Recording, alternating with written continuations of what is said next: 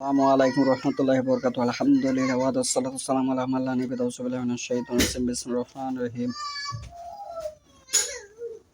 আন আবি মালিক হারিস ইবনু আসিম আশআরি কালা কালা রাসূলুল্লাহি সাল্লাল্লাহু আলাইহি ওয়াসাল্লাম আত-তাহুরু শাতরুল ঈমান আলহামদুলিল্লাহি তামলাউল মিজান সুবহানাল্লাহি আলহামদুলিল্লাহি তামহালান আও তামহালাউ মা বাইনা সামাওয়াতি ওয়াল আরজি ওয়াসসালাতু নূর ওয়াসসাদাকাতু বুরহান ওয়াসসাবরু জিয়াউন ওয়াল কুরআনু হুজ্জাতুন লাকা আও আলাইকা কুল্লু নাস ইয়াকদু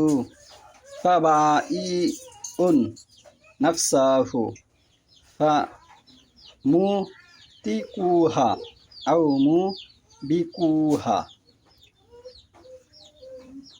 আজকের বক্তব্যের বিষয় হলো ধৈর্য ধারণের পুরস্কার। আমি যে হাদিসটা তেলাওয়াত করেছি রিয়াজুস সালেহিন, পৃষ্ঠা হচ্ছে 34, হাদিস নম্বর হচ্ছে 25। এই হাদিসটি আবার সহিহুল বুখারীর 223-এ এসেছে, সহিহ মুসলিমে 3517 নম্বর হাদিসে এসেছে, সুনানে ইবনে মাজাহ 280-তে এসেছে, মুসান্নাদে আহমদ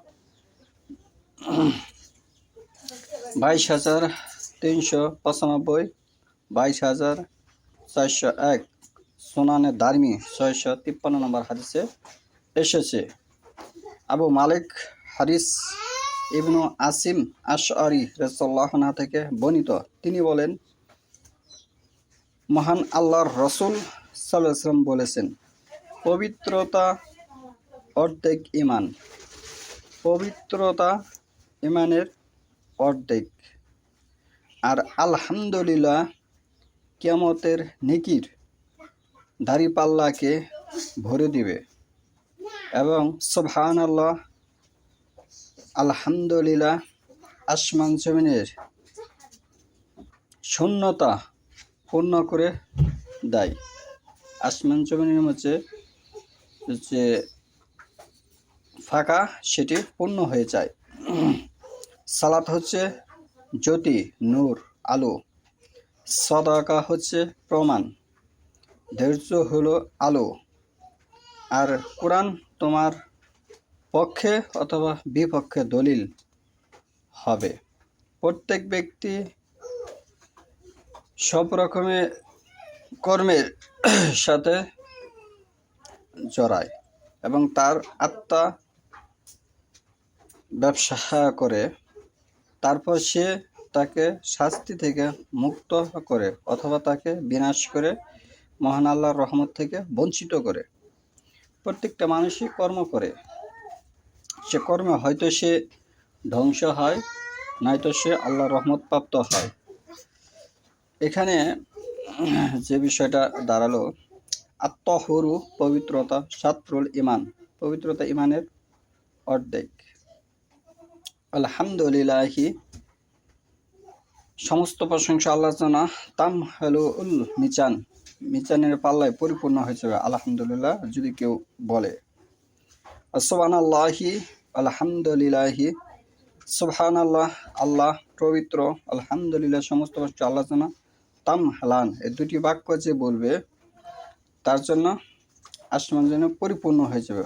আও তামলাউ মা বাইনা, মা হচ্ছে চা, বাইনা হচ্ছে মধ্যে, সামাওয়াতি ওয়াল আরজি আসমান জমিনের মধ্যে যত জায়গা আছে সমস্ত জায়গা পরিপূর্ণ হয়ে যায়। ওয়াসসালাতু নূর, সালাত হচ্ছে নূর, আলো, জ্যোতি। সাদাকাতু বুরহান, সাদাকা হচ্ছে দলিল, বুরহান। তাহলে আমরা বেশি বেশি সদকা করব, সেটা আমাদের জন্য দলিল হয়ে থাকবে।